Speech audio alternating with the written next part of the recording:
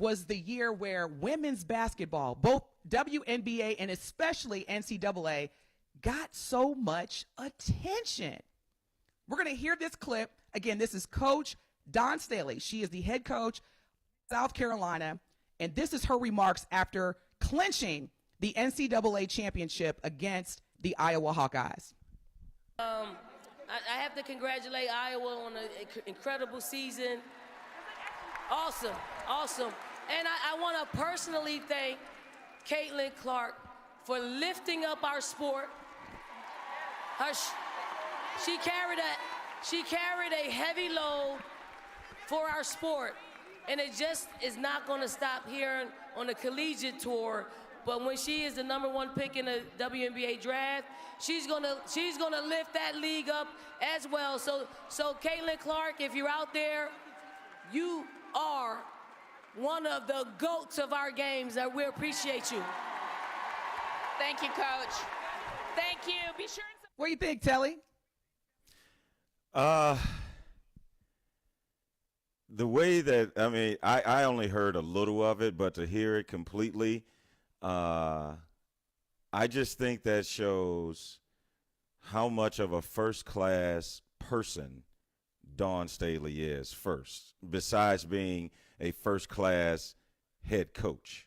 That's number one. Number two, she did choose in her moment to acknowledge someone else. And that's something we know if it was reversed probably wouldn't have happened.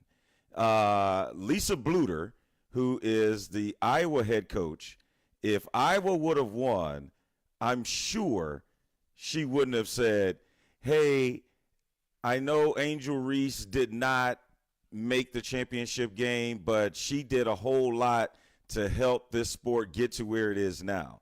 So that is, we know that's fact. It wouldn't have happened if it was reversed. But I will say this, behind everything, there is a strategic move behind it. Meaning, okay, yes, we were the undefeated team, 37-0, going for our second consecutive national championship, but we weren't even the headline. And we were cool with that. We didn't say anything. We didn't come out and say, give us our respect, this, that, and the other. Dawn said, hey, we just go play our game. We just go win, let that do the talking. But what she did was, by acknowledging Caitlyn Clark, she's really acknowledging all the white viewers that now have tuned in to women's college basketball because of Caitlyn Clark. And all this time, you've had all these phenomenal black women that have gone through the college game but have never gotten this type of attention. It'd be the Shamiqua Holds-Claws, the Cheryl Swoops, the Christy Tollivers. I mean, Misty Boyd Staley's. Yes. Like Dawn Staley is an Olympian. She's a WNBA champion. She is now a three-time college head coach champion, and she's not celebrated nearly as much. 3 times or 2? No, she's a 3-time head coach. As a head coach, right. She has won 3 titles. Yes. Okay, and gotcha.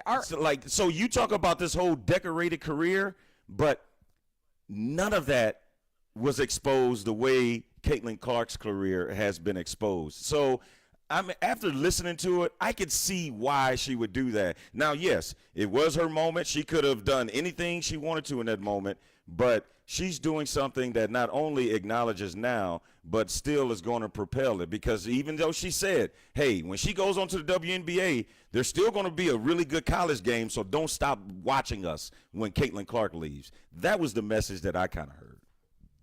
All right. Well, we got that reaction. We got some more reactions on the Truth Talking text line, which again is 833-212-1017. Najoya, you are live with DT&Telly. What is your question or comment? Before I do anything, I must acknowledge to both of you and my brother behind the booth there on the ones and twos. Good morning to you. Grand Rising. Great day to be alive, don't you think? Great day Absolutely. to be alive? Yeah. It's a great day to be alive. great day to be alive. It's a great day to be alive. It's a great day to be alive. So I kind of see it different from your point of view, Kelly, because I just think, you know, women in particular could be very humble and doing things like that is such great sportsmanship, you know, i.e. LeBron would have just walked off or whatever. But that takes away nothing from her because, and I'm talking about the coach, because she just acknowledged what it was and just gave him a slice of humble pie. It's like, you know, you going up against Jordan. Of course you're going to acknowledge the man that you beat because he put you there, even though you had an undefeated season. And they still was overlooking you. But I give her some kudos to, you know, at least acknowledging her because she was, you know, if some of those young ladies had did some of the records that she had posted, you know, they would have got a little bit more attention of the records she set. You know, if our young sisters had did that, you know, they would have got some more attention to that. So. Well, thank you so much. Joya, we appreciate your call as always and sharing your perspective. We also now have Ron from the South Side on the Truth Talking text line, which is 833-212-1017. Good morning, Ron. You are live with DT&Telly. What is your question or comment? Good morning. Thanks for taking my call.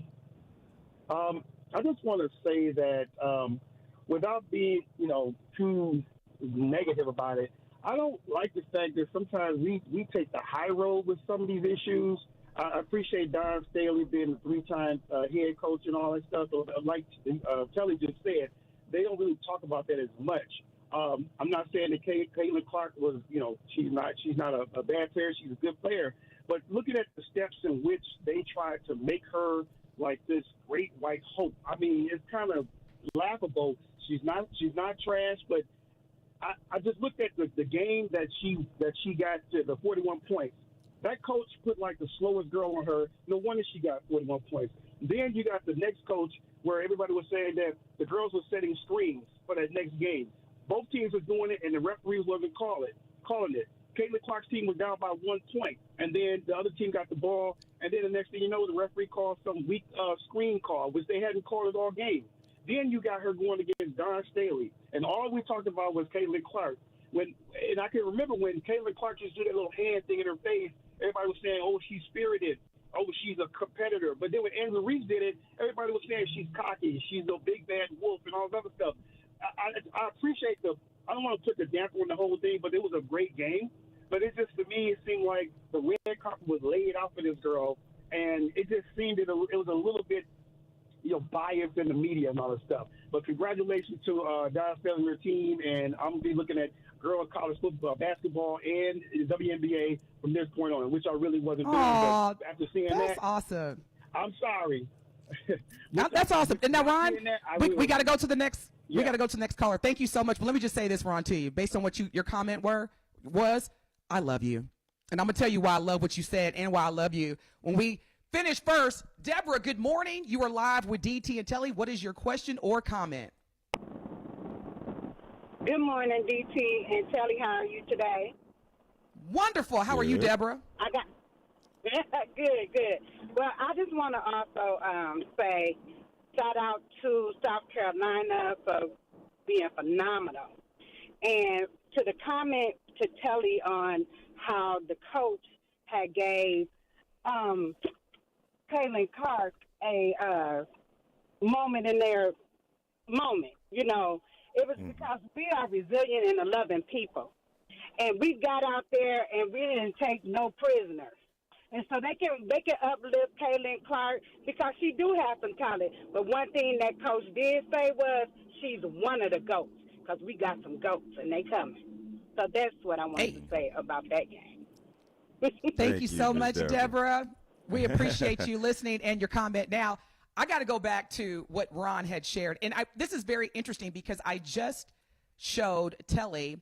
Now, for those that are familiar with civil rights attorney Benjamin Clark, if you're not familiar with attorney Benjamin Clark, he is a very, very, for lack of better words, popular civil rights attorney. He's represented families. Benjamin Crunk, I'm sorry. Thank you for that, Ben. He's represented families such as Ahmaud Arbery's family, Breonna Taylor, Trayvon Martin. The list goes on and on. He just recently posted, which I was like, are you kidding me? Not sure if y'all know this or not, but yesterday, CNN reported the championship, and the headline read, South Carolina finishes the season undefeated after beating Iowa in the championship game, the final college game for Hawkeye star Caitlyn Clark. And guess what picture they had, y'all? A picture of Caitlyn Clark surrounded by her Iowa teammates for a South Carolina championship win. Now, going back to Ron's point, please tell me, so if Iowa would have won, would CNN, now, just so you know for the record, CNN, they got a lot of backlash, and they now have updated the picture to display the South Carolina team, which does include some black female players, because the picture, the original picture, it had all the Iowa Hawkeyes white players. As you are congratulating, have you ever in your life, Telly, as a sports journalist, two-time Emmy awarding sports journalist, have you ever seen a headline that acknowledged the winning team, but a picture of the defeated team? I'll wait. No, and on top of that, I know you got plenty more to say about it, but I never disagree with what the narrative was going into it. Yes, the media, the white media, white America wanted Caitlyn Clark to win, and they were going to do whatever it took to get her into that championship game. So I totally agree with that. But yes, no, I've never seen that, to answer your question, Denise. No. Now, this is what I'll say. Not like, there's this saying, men lie, women lie, numbers don't. And based on the numbers that Caitlyn Clark has just put on her stats, she is a great athlete. She is a great basketball player. It has nothing to do with race. It has nothing to do with gender. She is a great basketball player. So is Angel Reese. There are a number of, and have always been, great women basketball players. However, for some reason, this is the second question I want to ask you, Telly, why do you think this was the year in the entire history of the NCAA women's basketball legacy? Why was 2023 through 2024 the season or the where people were paying attention? Like, I'm not even kidding. People were rushing to get home to watch the game yesterday. Like, people were like, okay, I got to watch the game. I got to watch the game. Why do you think that is today? Why was this year the year for women's basketball? And like you heard from Ron said, I'm going to watch women's basketball going forward, just like I watch men's basketball. Yeah, I think it's a culmination, Denise. It just because we're seeing it today doesn't mean it all happened this year. I think it goes back to really before Kobe's death. He was bringing a lot of attention to women's college basketball and the WNBA, and that's when Girl Dad really started coming out, because he started an academy for his daughter. So I think it was something, the momentum had been heading this way, but it took a Caitlyn Clark record-breaking season for the masses to really get involved. Masses really meaning, to be honest, white America, because there have been tons of players that have dominated. So what do you think Brittany Griner was doing when she was at Baylor? She was killing everybody, but because she was she is a 6'9" black woman, she wasn't celebrated like Caitlyn Clark, and there's been plenty of others. So to be real, white America is now paying attention to this game because they had somebody to root for. White America wasn't about to root for and mostly black 37-0 team. That sounds crazy. That's very interesting. That is very, very interesting, Telly. My light bulb just went off when you said that. Speaking of perspectives, good morning, Blake. You are live with DT&Telly. What is your question or comment? Good morning, family. How y'all doing? My question Great. is, How are you? Why are y'all? I'm good. I'm blessed. I'm at work. But before I start, I got to cook today.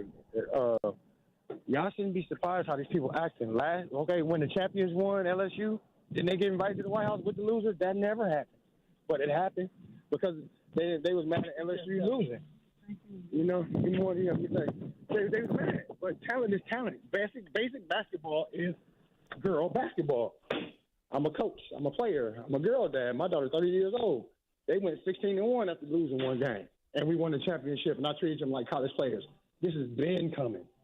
So, on the note of that, watching her walk off without, crying and falling proud, she was proud. She's a good girl for Iowa. Their team is deep. But the black girl that's on her squad, they ain't get no kudos to. She did good. They weren't expecting LSU to lose this year. They did. Basic basketball goes on ethics. So, old girl from Connecticut, y'all know she a beast. Now she a coach.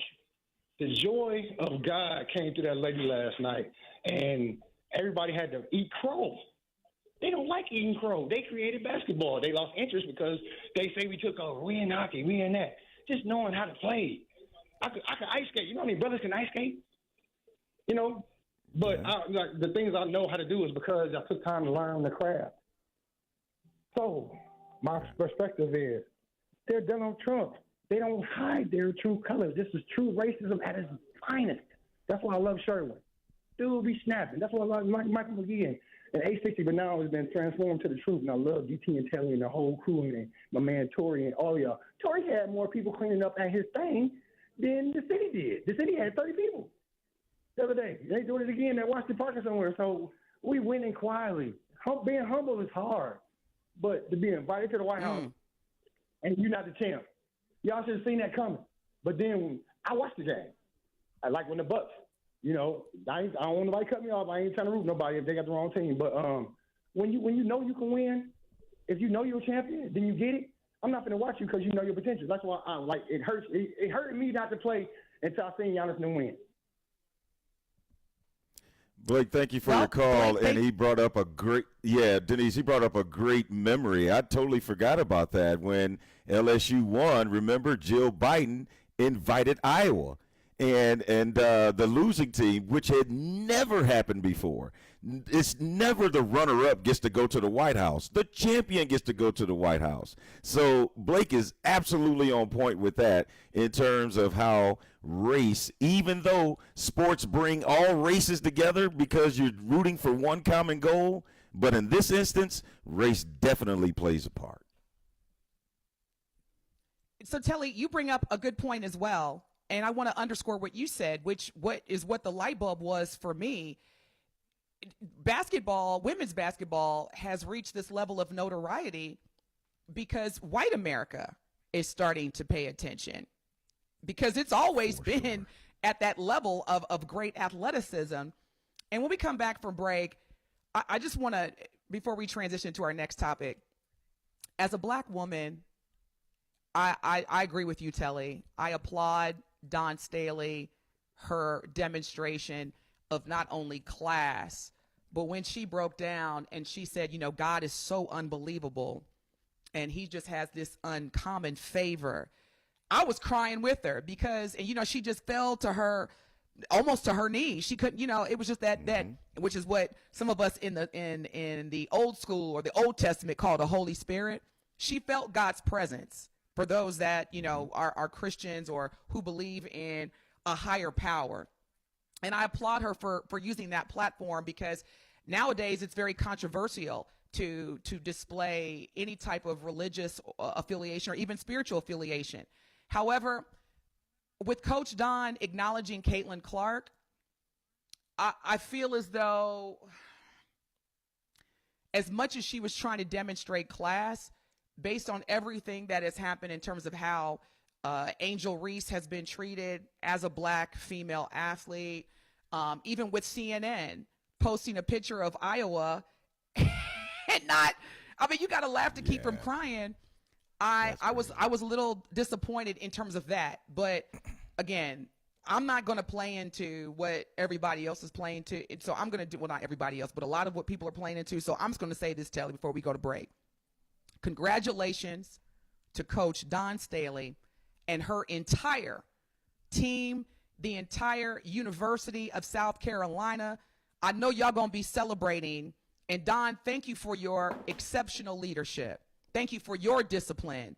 Thank you for what you've helped elevate the brand of women's basketball, not just from a collegiate standpoint, but also from a professional women's standpoint. And I'm going to continue to pray for Angel Reese because, you know,